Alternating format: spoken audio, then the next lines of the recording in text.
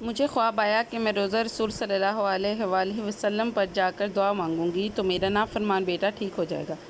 میں محلے کی ایک لڑکی کے ساتھ عمرہ کرنے چلی گئی۔ میں وہاں روزہ رسول پر بیٹھی رو رہی تھی کہ کچھ عربی عورتیں آئیں اور مجھے مارتے ہوئے وہاں سے لے گئیں۔ وہ مجھے جیل میں بند کر رہی تھیں کہ ایک عربی آدمی آیا۔ اس نے مجھے پھول پہنا کر ایسی بات بتائی کہ سب کے ہوش اڑ گئے، کیونکہ میرا نام فرقان ہے۔ میں ایک ٹریولر ایجنسی پر کام کرتا تھا اور پورے گروپ کو لے کر عمرہ کروانے جاتا تھا۔ اس بار ایک گروپ کو لے کر جانے لگا تو ایک عورت جس کا نام اماں سکینہ تھا وہ بھی میرے گروپ میں تھی اور میرے ساتھ جا رہی تھی۔ ویسے میرے ٹریول ایجنٹ نے بتایا تھا کہ سکینہ نام کی عورت پر خاص نظر رکھنا، یہ سچی عاشق رسول ہے، لیکن اس کی حرکتیں دوسروں کے لیے اذیت کا باعث بن جاتی ہیں۔ پچھلی بار بھی جب یہ عمرہ کرنے آئی تھی تو اسے قابو کرنا مشکل ہو گیا تھا۔ اصل میں ہمارے ساتھ جو بھی لوگ گروپ کی شکل میں عمرہ کرتے تھے ان کی ذمہ داری ہم پر ہی ہوتی تھی۔ جب میں اماں سکینہ سے ملا تو اس نے سفید رنگ کے کپڑے پہن رکھے تھے۔ ان کپڑوں سے یہ نہیں لگتا تھا کہ یہ کوئی امیر گھر کی عورت ہے۔ ویسے تو میں نے سن رکھا تھا کہ سکینہ نامی اس عورت کے پاس اچھا خاصا پیسہ ہے، اس کا بیٹا بھی ایک پڑھا لکھا ڈاکٹر ہے، پر یہ بات میری سمجھ سے باہر تھی کہ اس عورت نے غریبوں والا حلیہ کیوں بنایا ہوا تھا۔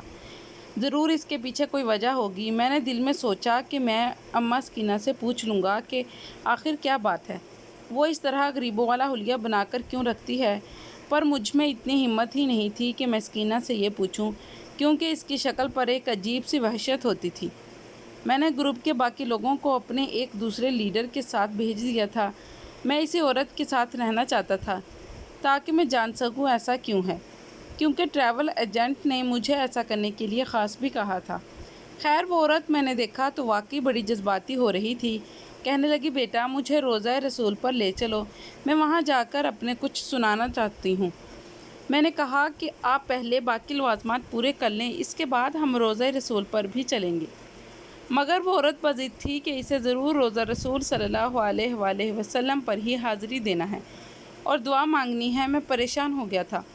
میں نے کہا، اماں جی وہاں پر موجود پولیس اگر آپ کو دیکھے گی تو آپ کے لیے اچھا خاصا سوال کرے گی، کیونکہ یہاں پر اس چیز کو شرک سمجھا جاتا ہے کہ لوگ روضہ رسول صلی اللہ علیہ وآلہ وسلم پر جا کر کچھ مانگیں۔ اماں سکینہ میری بات سن کر ایسے غائب ہوئی کہ مجھے پتہ ہی نہیں چلا کہ وہ کہاں گئی تھی۔ ایسے مقام پر جانے کے لیے انسان کو خاص احتیاط کرنی پڑتی ہے، مگر اماں سکینہ گھومتی رہی جیسے یہ اس کا اپنا گھر ہو۔ خیر میں نے اسے کچھ نہیں کہا تھا، اس کی دیوانگی کے آگے میری ساری باتیں بیکار تھیں۔ کافی دیر ہو گئی تھی، وہ مجھے کہیں نظر نہیں آئی تھی۔ تبھی میں نے باہر سے دیکھا تو اماں سکینہ روضہ رسول کے اندر بیٹھی ہوئی تھی۔ مجھے اس پر حیرت ہونے لگی تھی، وہ یہاں پر پہنچ کیسے گئی، کیونکہ یہاں پہنچنے کے لیے انسان کو ایک خاص اجازت درکار ہوتی ہے۔ یہاں سارے لوگوں کی نظر سے گزرنا پڑتا ہے، لیکن اماں سکینہ ایسے بیٹھی تھی جیسے کہ وہ اس کے اپنا ہی گھر ہو یا اپنے ہی گھر کا کوئی گوشہ ہو۔ میں نے دیکھا وہ بڑا رو رہی تھی اور شکوے شکایتیں اس کے منہ سے نکل رہے تھے۔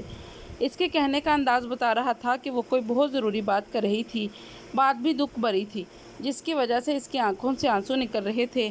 میں کافی دیر یہی منظر دیکھتا رہا، پھر میں تھک گیا۔ میں نے سوچا کہ میں یہاں کھڑا رہ کر اس کا انتظار کرتا رہا تو پتہ نہیں کتنی دیر ہو جائے گی۔ مجھے باقی لوگوں کو بھی ہوٹل تک پہنچانا تھا، اس لیے میں نے جا کر وہاں باہر کھڑے سپاہی سے کہا کہ یہاں اس حلیہ کی ایک عورت ہے، اسے باہر لے آؤ۔ اس معاملے میں حرم کی پولیس کافی سخت ہوتی ہے۔ اس نے فوراً ہی جا کر اماں سکینہ کو باہر بھیج دیا۔ اماں سکینہ روتے ہوئے بولی کہ بیٹا میں نے ابھی کل بھی جانا ہے اور کل بھی ادھر ہی آنا ہے۔ میں نے بہت ساری دل کی باتیں کرنی ہیں بیٹا، جب تک انسان اپنے دل کا بوجھ ہلکا نہ کر لے تب تک اسے چین نہیں آتا۔ میں اس کی ضد دیکھ کر میں حیران رہ گیا تھا۔ وہ کہہ رہی تھی کہ اس بار میں واپس پاکستان نہیں جاؤں گی۔ اس کی ضد نے مجھے مزید الجھا دیا تھا۔ تب میں اسے ڈانٹنے پر اتر آیا کہ اماں کم از کم تمہیں اس بات کا خیال کرنا چاہیے کہ تم ہماری ذمہ داری ہو۔ اگر ایسی الٹی سیدھی حرکتیں کرو گی تو یہاں پر ہمارے لیے بھی کام کرنا مشکل ہو جائے گا۔ تم جب خود عمرہ پر آؤ گی تو یہ سب کچھ کر لینا، پر خدا کے لیے اس وقت ایسا مت کرو۔ نہیں بیٹا تم میری بات کو نہیں سمجھے، میں تم پر کوئی آنچ نہیں آنے دوں گی، بلکہ میں تمہارے لیے عزت کا باعث بنوں گی، کوئی ذلت کا باعث نہیں بنوں گی۔ پر تم بھی تو میری بات کو سمجھو۔ تم دیکھ لینا جب میرا مقصد پورا ہو جائے گا تو تمہیں ایک لڑکا ملے گا، اس کے ہاتھ میں پھولوں کے ہار ہوں گے، پھولوں کے گلدستے ہوں گے۔ اس وقت تمہیں اندازہ ہو جائے گا کہ میں یہ سب کچھ کیوں کر رہی تھی۔ لیکن جب تک وہ لڑکا نہیں آتا اور تمہیں پھول نہیں دیتا تب تک تمہیں انتظار کرنا ہوگا۔ میرا مقصد اسی وقت پورا ہوگا جب وہ لڑکا آ کر تمہیں پھول بھی دے گا اور کچھ روپے بھی دے گا، تم دیکھ لینا وہ ضرور آئے گا، اور اگر نہیں آیا تو میں یہاں سے نہیں جاؤں گی۔ سکینہ ماں کی باتیں سن کر مجھے یہی لگ رہا تھا کہ وہ واقعی اچھی اور سٹھیا گئی ہے۔ اسے کسی بات کی سمجھ نہیں آتی تھی اور نہ ہی وہ مجھے سمجھا پا رہی تھی۔ میں تو اس کے ساتھ پھر پھر کر پاگل ہو چکا تھا۔ میں اپنے ٹریول ایجنٹ سے کہنے لگا اور کہنے ہی والا تھا کہ مجھے اس عورت سے جان چھڑوا دے، مگر جب اس نے میری بات نہ سنی تو کہنے لگا کہ تم اس گروپ کے سب سے اچھے لڑکے ہو، اسی لیے میں نے اس عورت کو تمہارے حوالے کیا ہے۔ دراصل اس نے عمرہ کرنے کے لیے اچھی خاصی فیس بھری ہے۔ میرے ساتھ پیسوں پر کوئی بحث نہیں کی، ورنہ تو لوگ ہر چیز میں پیسے کم کروانا چاہتے ہیں، لیکن یہ عورت مجھے پورے پیسے دیتی ہے، کبھی کبھار تو زیادہ بھی دے دیتی ہے۔ میں حیران ہوں کہ یہ اتنے زیادہ پیسے لے کر کہاں سے آتی ہے۔ اس نے پہلے بھی کئی عمرے کر رکھے ہیں اور اب کی بار یہ اپنے کسی مقصد کے لیے آئی ہے اور اسے اپنا کوئی مسئلہ حل کرنا ہے۔ کہتی ہے کہ اگر میرا مسئلہ حل نہیں ہوا تو میں واپس نہیں آؤں گی۔ اس بات پر تو میں خود حیران ہوں۔ اب دیکھو یہ عورت کیا کرنے والی ہے۔ اچھا تو میری بات کو غور سے سنو، اس بوڑھی عورت کے پاس بہت پیسہ ہے، اگر اس کی ساری خواہشیں پوری ہو گئیں تو یہ تمہیں بھی پیسے دے گی۔ میں اپنے ٹریول ایجنٹ کی بات سن کر مطمئن ہو گیا تھا، پر اس عورت کا رویہ عجیب سا تھا۔ اسے دیکھ کر لگتا نہیں تھا کہ اس کے پاس اتنی ساری دولت ہوگی جتنی کہ مجھے ایجنٹ نے بتائی۔ بہرحال ہمیں تو پیسوں سے مطلب ہوتا ہے۔ میں اس عورت کو ہوٹل لے کر گیا۔ میں نے سوچا کہ بس صبح کا دن گزر جائے تو آخری دنوں میں یہ کام کر لے گی۔ اور یہ کیا کر لے گی؟ اس کے بعد ٹریول ایجنٹ مجھے بھی پیسے دے گا۔ اس نے وعدہ کیا تھا کہ مجھے 20,000 صرف اس عورت کو ہینڈل کرنے کا دے گا۔ میں بھی خوش تھا، مجھے پیسے سے ہی مطلب تھا۔ ابھی صبح بھی نہیں ہوئی تھی کہ وہی عورت اپنے کمرے سے نکل آئی، بولی کہ مجھے ابھی وہاں سے بلاوا آیا ہے۔ میں اس کا پاگل پن دیکھ کر پریشان نہیں ہوا تھا۔ میں نے کہا ٹھیک ہے، ابھی تو رش بھی کم ہوگا، آپ چلیں میرے ساتھ، میں آپ کو لے چلتا ہوں۔ یہ صبح کے تقریباً 4 بجے کا وقت تھا اور فجر کی نماز میں بھی کچھ وقت باقی تھا۔ میں تو اتفاق سے جاگ رہا تھا۔ یہ عورت مجھے لے کر روضہ رسول پر گئی اور پہنچی تو بولی کہ اگر میں واپس نہ آؤں تو تم اس لڑکے سے کہہ دینا کہ میں نے اپنا وعدہ پورا کر دیا ہے، اب تم اپنا وعدہ پورا کرو۔ اس بات نے مجھے پریشان بھی کیا تھا اور الجھا کر بھی رکھ دیا تھا۔ کون سا لڑکا، کیسا وعدہ، اور یہ عورت کیا کرنے جا رہی ہے؟ اس نے مجھے اتنے یقین سے کہا کہ وہ واپس نہیں آئے گی، جیسے اسے واقعی کسی نے آ کر اس بات کا یقین دلایا ہو کہ آج کے بعد کی ساری زندگی تم روضہ رسول پر گزارو گی۔ خیر میں اسے لے کر مسجد حرم تک چلا گیا۔ اس نے نماز پڑھی اور اس کے بعد ہم لوگ روضہ رسول کی طرف چل پڑے۔ وہ عورت ابھی وہاں پر پہنچی تھی کہ ایک پولیس والے نے اس عورت کو دیکھ لیا تھا۔ ظاہر ہے یہاں پر کوئی بھی ناقابل برداشت حرکت کرے تو پھر اسے پولیس پکڑ لیتی ہے اور اسے یہاں کا قانون سزا بھی دیتی ہے۔ میں نے بھی دیکھا تھا کہ وہ اماں جیسے ہی اندر گئی تھی پولیس والے کی نظر میں آ گئی تھی۔ پہلے تو اس نے اسے نظر انداز کرنے کی کوشش کی کہ شاید یہ عورت باز آ جائے، مگر پھر 2 عربی عورتیں نہ جانے کہاں سے نمودار ہوئی تھیں۔ یہ بھی اماں سکینہ سے تنگ تھی۔ انہیں بھی 2 دن پہلے ہی بھی دیکھ چکا تھا۔ جب یہ اماں سکینہ یہاں آتی تھی یہ عورتیں بھی اکثر ہی موجود ہوتی تھیں۔ میں تو اب ان کی شکلیں بھی پہچان چکا تھا۔ میں نے دیکھا تھا کہ یہ اماں سکینہ سے کافی تنگ ہو رہی تھیں۔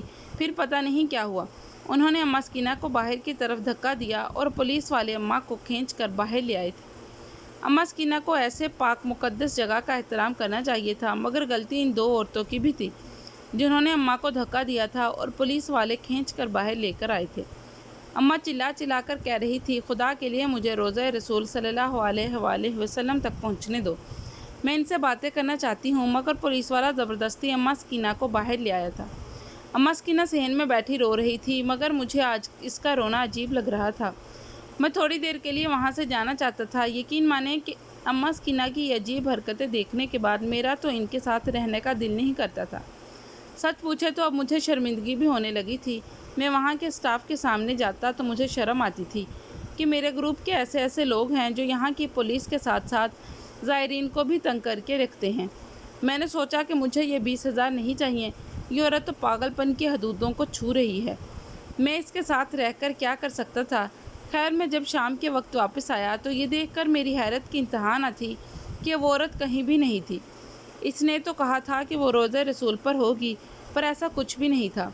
میں جب صحن میں گیا تو میں نے اماں سکینہ کو ڈھونڈا، وہ اکثر ایک ہی جگہ پر بیٹھی رہتی تھی، اس جگہ سے ہلتی بھی نہیں تھی۔ اماں سکینہ کو ڈھونڈتے ڈھونڈتے کافی دیر ہو گئی۔ پر وہ مجھے کہیں نہیں ملی۔ تبھی مجھے معلوم پڑا کہ وہ تو ایمرجنسی میں تھی، اس کے ساتھ خدا جانے کیا ہوا تھا، مجھے کچھ پتہ نہیں تھا۔ مگر پھر یہ خبر سننے کو ملی کہ اماں سکینہ وفات پا چکی ہیں۔ یہ سن کر میری حیرت کی انتہا نہ رہی تھی۔ وہ بالکل صحت مند عورت تھی، یہ عمر اس کے فوت ہونے کی نہیں تھی۔ وہاں کی پولیس نے بتایا کہ اس نے کوئی وصیت بھی چھوڑی ہے۔ اس وصیت میں کیا تھا یہ مجھے نہیں پتہ تھا، مگر اماں سکینہ نے کہا تھا کہ جب میرا مقصد پورا ہو جائے گا تو ایک لڑکا آئے گا جس کے پاس گلدستہ اور ہار ہوگا۔ میں یہ سوچ کر ہی رہا تھا کہ مجھے ہوٹل کی طرف آتا ایک لڑکا دکھائی دیا جس کی عمر 25 سال کے قریب ہوگی۔ اس کے ہاتھوں میں واقعی پھول بھی تھے اور ساتھ ہی ایک گلدستہ اور ہار بھی تھا۔ یہ دیکھ کر میں حیران رہ گیا تھا۔ اماں سکینہ موت کی وادی میں جا چکی تھی اور یہ لڑکا میرے سامنے کھڑا تھا۔ مجھے سمجھ نہیں آ رہی تھی کہ آخر ہو کیا رہا ہے۔ اس نے اماں سکینہ کی تصویر اٹھا رکھی تھی۔ میں نے اسے جاتے ہی پکڑ لیا اور کہا کہ آپ کون ہیں اور کیوں اس عورت کو ڈھونڈ رہے ہیں؟ میری بات سن کر اس نے مجھ سے پوچھا کہ پہلے تم بتاؤ کہ تم کون ہو۔ میں نے اسے اپنے بارے میں بتایا کہ میں اماں سکینہ کو عمرہ کروانے لایا تھا، مگر ان کی موت واقع ہو چکی ہے۔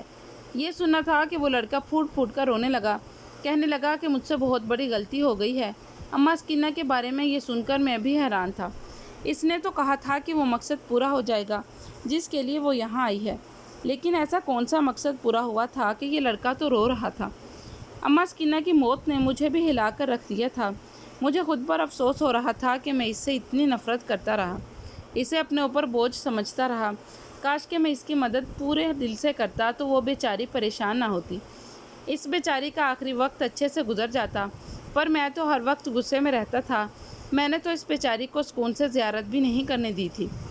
وہ لڑکا سخت پریشانی کے عالم میں اپنا ماتھا پیٹ رہا تھا، کہنے لگا کہ جو غلطی آپ سے ہوئی ہے اس سے کئی گنا بڑی غلطی مجھ سے ہوئی ہے۔